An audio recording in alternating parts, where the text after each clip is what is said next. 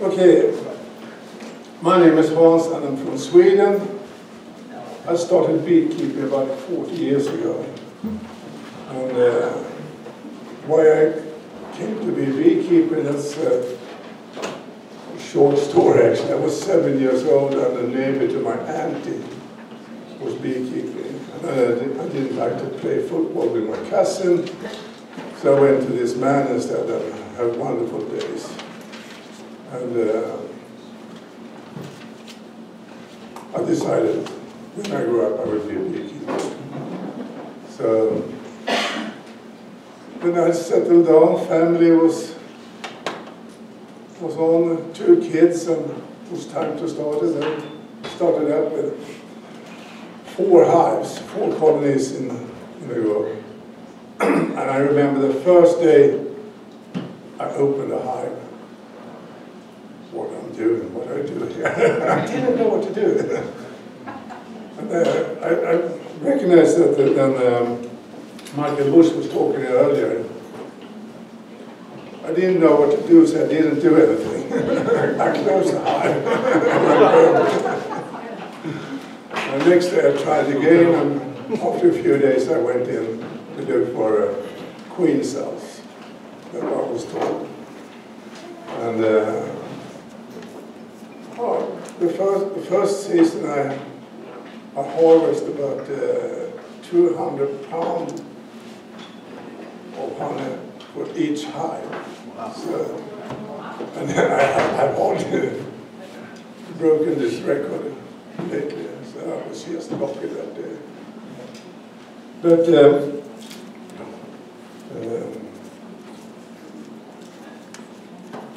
I joined up with our club in later on. We have a lot of beekeeping clubs in Sweden. And I joined up with the closest one, just a few kilometers away from there. And I'm still with that club today. I'm in the board of the club today. And my wife is in the board too, and I don't know how she got in there, but somewhere. So, and we're in the area of Stockholm. That's quite a big area. That's 18 different clubs, about 700 beekeepers. The club I belong to, we are 150 members. And so we are the biggest club in the area. We have a lot of power. So then we had to vote for different things and so on. But in Sweden, beekeeping in Sweden is a bit difficult. Sweden is about 1,000 miles from south to north. And you can only keep bees to the first third. It's getting too cold. You can have bees further up, but it's too difficult, it's too cold, the winter's too long and all that. So up to Stockholm and maybe 100 miles more, it's okay, but then it starts to be difficult. And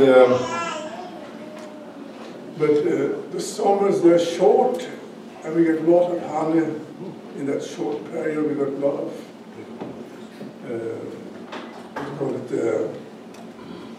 a lot of flowers that gives good, still gives honey. I should mention that about our club, to go back there, 40% of the members are women. We're very proud of that. And they are forbidden to make the dish and boil coffee and all that stuff. But if you start that way, it will not happen.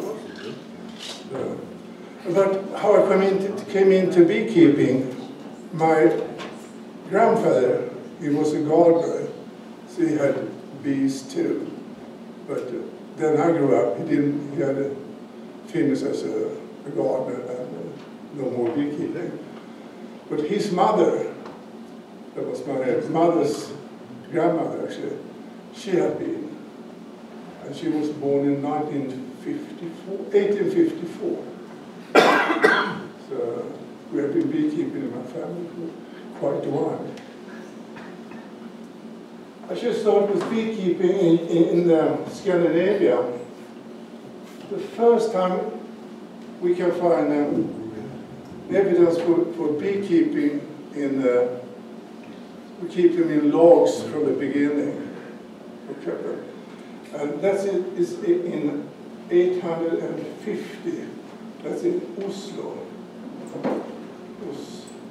That's supposed to be L. That's in Oslo. There was a landslide back in the 50s in Oslo, so they had to repair the street, and they find a silver on the street, and in the silver was dead bees, and they find out it was from 850. And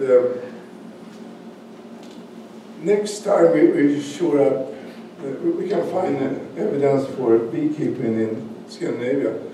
That's back in 1250. 1250, and that's in Sweden.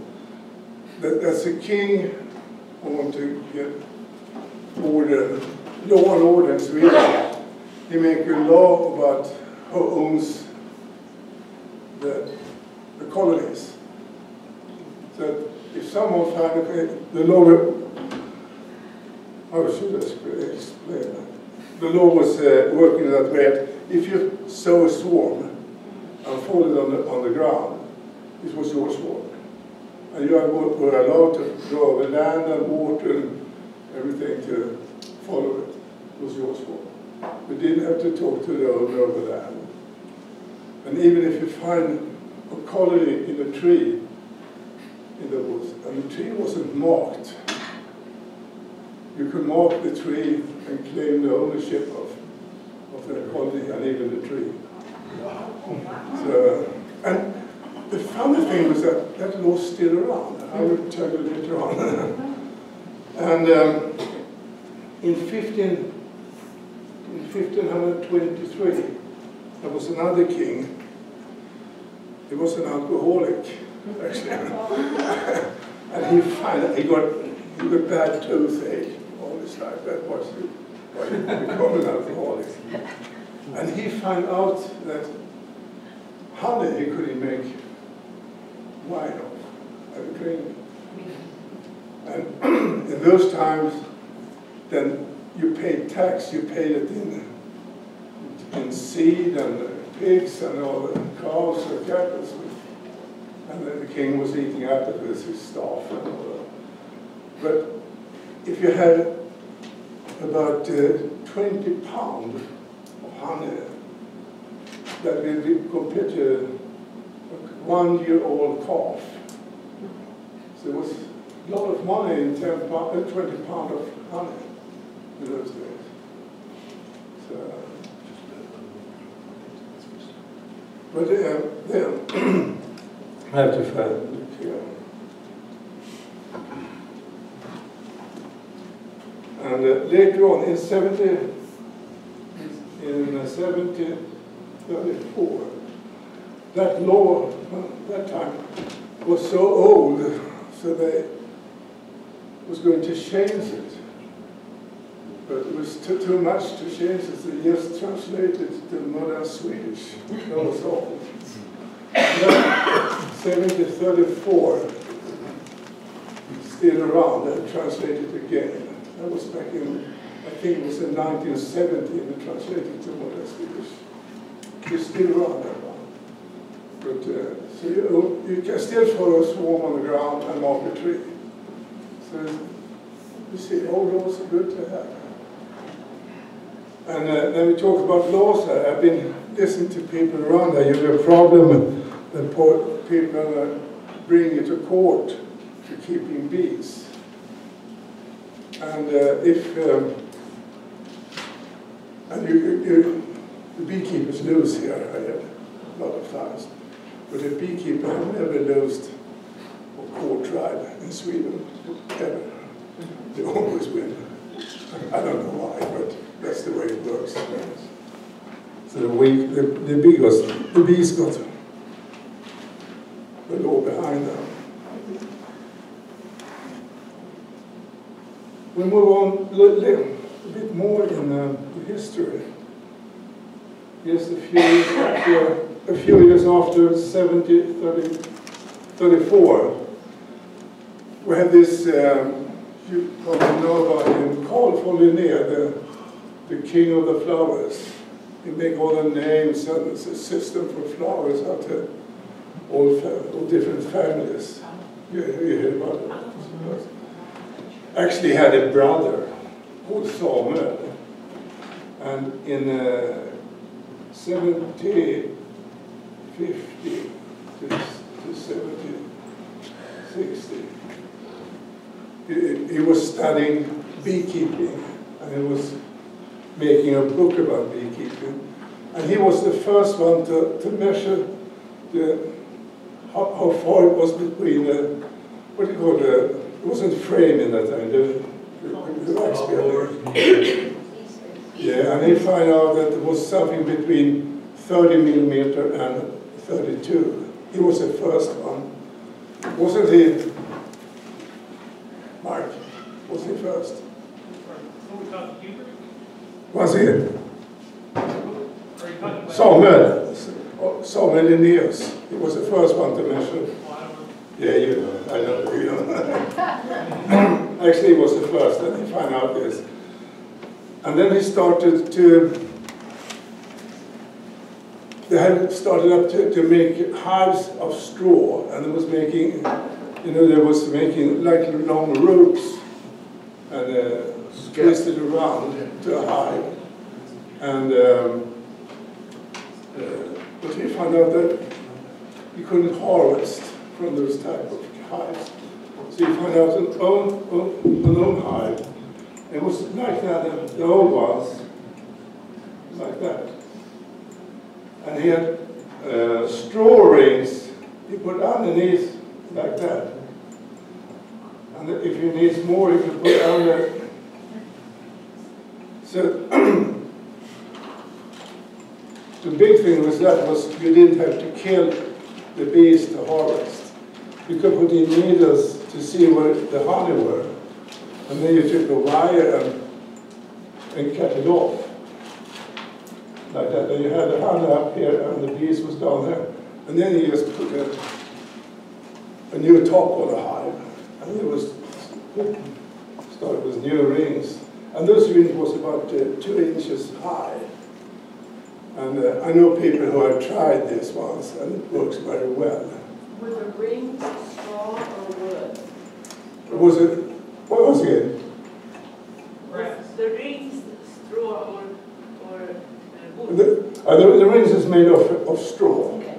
Yeah, because that was the cheapest. So, and the thing in those days, beekeeping was a female thing. The men didn't bother about the small animals. It was too small. So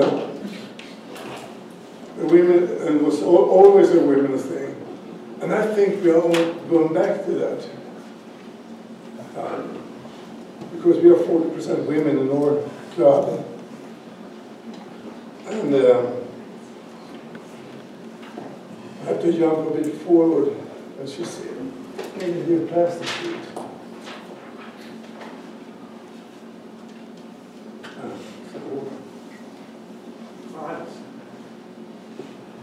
Yes? How did they overwinter their hives if it was made of straw? Honey. It was honey. They didn't have sugar at that time. No, I mean, how did they overwinter? Like with the snow? Oh, no, it was no problem. It was the hive was impregnated by you know, all the stuff from the hive, propolis and wax and all that. So it didn't like mold or anything? No, they didn't put anything on. They didn't have any plastic. That wasn't available in this time. So you just leave them out. Sometimes they put it under a roof. You know, the roof on a house. It goes out a bit. You could place it along the house. But it was still snowing on them, so I don't know if it helped. Yes? Didn't they destroy them when they harvested the honey? How do you mean?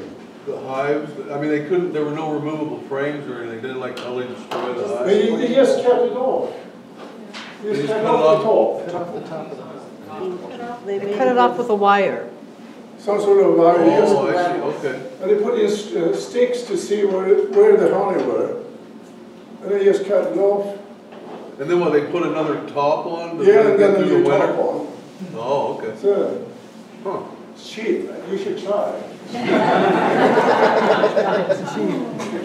Read that story. Actually, beekeepers are known to be greedy. What? How can you say that? Mostly they are. How about frugal? Give them a bill and you will see. Oh, they are. Straw hives was dominating from about 1600 to the beginning of 1900. And then the wooden hives and the movable frames came. And then the women didn't have any knowledge how to work with wood. No carpenter. They couldn't. So then beekeeping went over to the men. And they have been like that for nearly 100 years now. But the women are coming back. No, then we get lighter hives and all this. So, you're welcome. And to read here's I have to mention something about we have a bee in Scandinavia that we call a Nordic bee. And after the Ice Age, this bee, they have a disputation if they come from the south way or from the east, from Russia. And it has to be Russia it came from. And it's a very, very well fit bee for all climate, but people destroyed it in the beginning of the 1900s because it started imported bee from all over the world. The train was invaded, so they could transport bee queens by train. So, but for a few years ago, they find some rest of them that have survived. So now we got, I think, 6 or 7 lines, pure lines, and then we got about 30 lines that is false, but they will do for mating, and you can always cross. And this bee is an amazing bee because it can survive the winter. And those Italian bees use about 40 kilos of food. This one will only about 40 pounds of sugar, so honey. So this Nordic bee will only use about 15 pounds. So there's. Hans, how do you spell that name of that bee? Can you write it down? Can you write down the name of the bee? That's actually.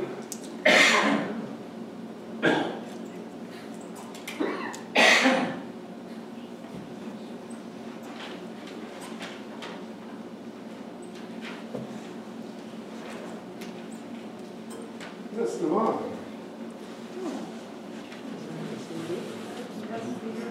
So, yeah, that's the Nordic bee. The Italian bees would be, the name of that would be Apis mellifera linguistica, or Caucasus bee will be Apis mellifera. There what it is. The German black bee?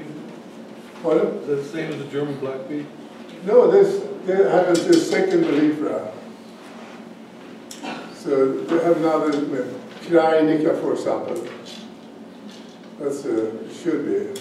I know that's written something wrong with it sometimes. They used to call the Austrian bees mellifera, but that's not right. So we probably have to root mellifera once again. Okay. So But we can do it a fifth time too.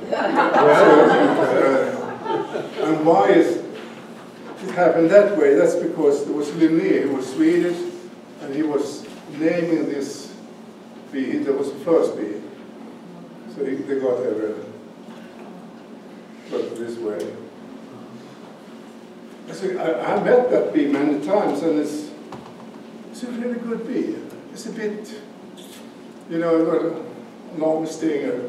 If you take it easy and look with it carefully, it's all right. And it collects a lot of money. It has to be a small colony in the spring. If you a big colony, it goes so quickly, and you harvest about 80 to 100 pounds of honey from them without problem. And then you leave a lot of honey for surviving too. I should see what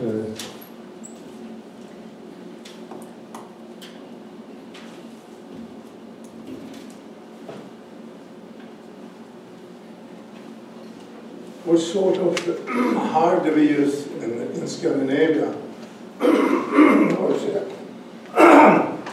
We use an English standard. English standard, I think, is 11 on the frames. That's 11 by 8 inch.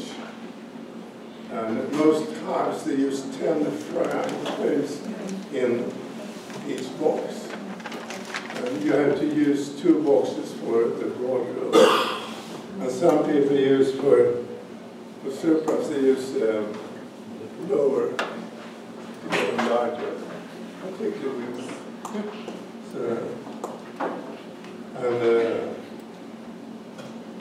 I work with the dance system too, by myself, and in the English standard too, but then I use 13 frames in the broad room, just to get more honey out of them. You see, a bit greedy. You always get greedy. I should see it. How about this? This mellifera. We don't have so much problem with nosema. We call it nosema here too. Yes. Yeah. We don't have so much because these bees are so used to sit still and do nothing in the winter time. And in the summer they work like, they start early in the morning. The sun never goes down in the summertime up in Sweden. So the bees work from early morning to night. And what keep the bees away from work, that's because the flower doesn't give any nectar after about 10, 11 o'clock in the night. So you get run out of job that way. So, but they're good workers. And they sit still in the winter, they're harder to move. And then other bees, the Cetalian and Krynica and all these bees, goes out and try to fly for a sunny day. No, they stay in the hive. There's no idea. Because it's still winter out there, they know that. And we had a small problem with virus, but we still got a solution on that too now. They're going better.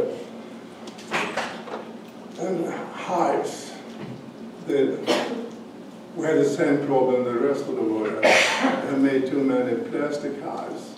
So we tried to get rid of them and make them of wood. And the production from hives in Sweden, that's just honey. If you go east in Sweden, over to the Baltic countries, Finland and Russia and all those, and in the south to Poland, they harvest propolis and pollen, and they make lots of products out of that. So we have to learn it. They even use bee poison for different diseases. Yeah, I used it. And there was a guy, he wanted to harvest some poison from a hive, and he took a glass, window glass, and put it in a frame, and he, steel wire around the glass, and then they put electricity on. And the bee was mad, and they went to this one and they let a drop of poison off on that glass. And then this take a razor, scrape it, and he breathed it in his lung. He got thousands of bee stings actually in the lungs. He was so close to die. So they warned beekeepers to do this. Don't do it, he said. Michael Bush was mentioned something about GMO here today. And in Europe we have this new, it's about 30 years old, this union. There's 46 countries that have joined the union. And the union have made a decision to forbid GMO for a number of years. So they have to prove, first of all, that it don't affect the bees. We have seen a lot of problems with the GMO. And bees that find their way home, empty hives and all this. And we hope we will get rid of it for good, because it's a nasty thing. You should see if I forgot anything. I usually never forget anything.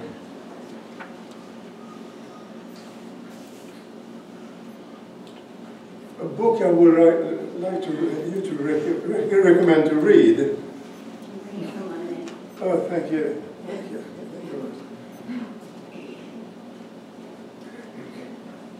A book I want you to read as the monk Brother Adam is, I suppose you hear about him. He's the father of this buckfast bee. I went to his home. It was a monastery in England, in Devon. I spent a few days there with a man, and he was telling me a lot about bees. And the name of that book in English, I think, is My Beekeeping, or something. I think and you should read that book. It's really good. He just tells how he found out how to do it, how you should look at things. I went to, he was about 80s, I think he was 86 years that I met him. And, he was so, then he came to this monastery, he was 12 years old, and he was so weak, so he was allowed to work with a building. He was building up this monastery. And so he couldn't do, so they put him on beekeeping work. But he died when he was 98 years old, so he wasn't so weak. He was a good man, I remember him very well. I should see if there's anything more. Father Adam, I'm not sure.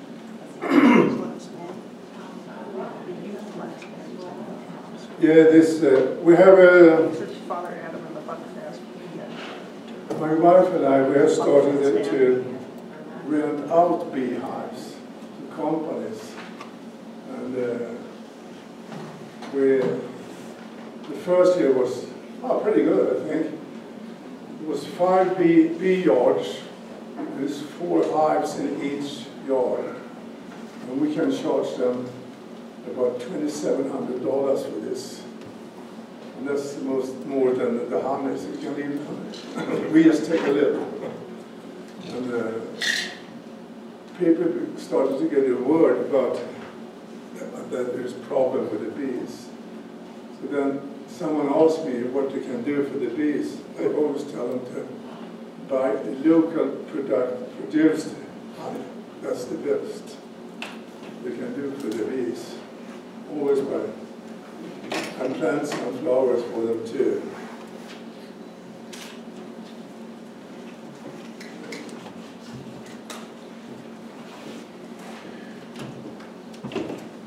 Oh, I haven't written down anything more. This was half an hour. What should we do with the rest of the hour? Yes, talking. I'm not that good. Is there any questions about it? How much daylight is there during the summer? Oh, yeah, at midsummer time, it's light all the sun goes down on the horizon, but it's still light. So You can reach the telephone book. flying the whole time? What? Are bees flying that whole time? No, not when it gets too dark, because the flower doesn't give, Oh, yeah. Okay. they don't give you any honey or nectar. So, but it's still work early in the morning. If you put the front of the hive to the sunrise, they start to look like that. So they're quick, smart, and you will get a good harvest. Good summers. We had 6 bad summers in a row. It hasn't been so good to be beekeeper. So we hardly get honey in the cellar, we simply have it more. Because sell everything away. Yes? Sorry, I missed the name of the author who wrote the book you recommended. I didn't catch the name. Brother Adam. Brother Brother Adam. And I have another question. Very good. I assume you're treatment-free because you're here, but can you talk a bit about what's going on in Scandinavia with commercials versus treatment-free? Oh, that we should have talked. Sorry. Good. We used to treat them with pesticides a lot in Sweden. Particularly, I don't know the English name, we call it the fluvalent. Yes, 2 out actually. That's the most common.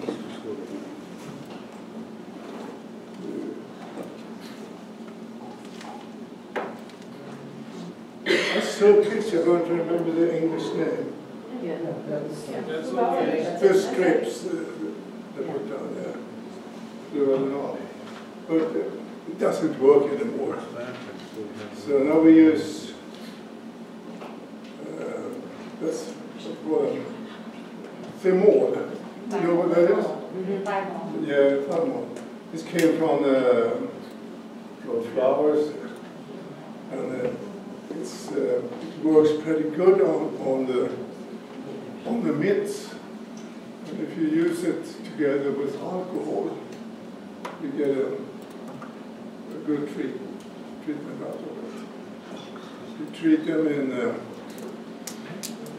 put on some you let it on for about 2 weeks, and then you do it over again for another week. That's his mentor. And then you take it away and you kill about 95 to 99% of the nits. And you don't harm the bees. It goes away from the hives. Good.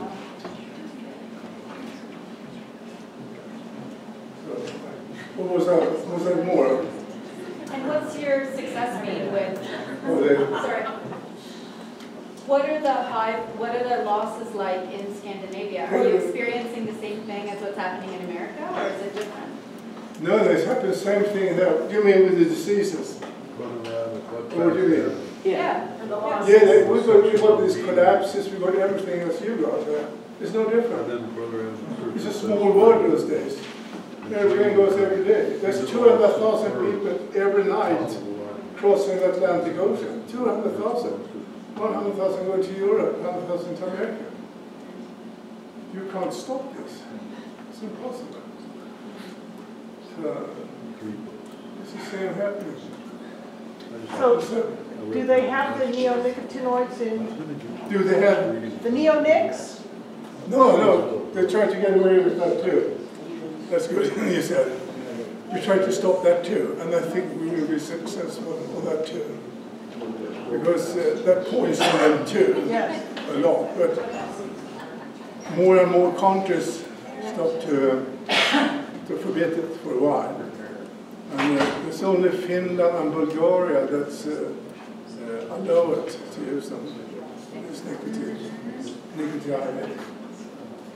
They're horrible. I've seen empty hives in a day. What do you empty them? They float and the queen walks around by herself.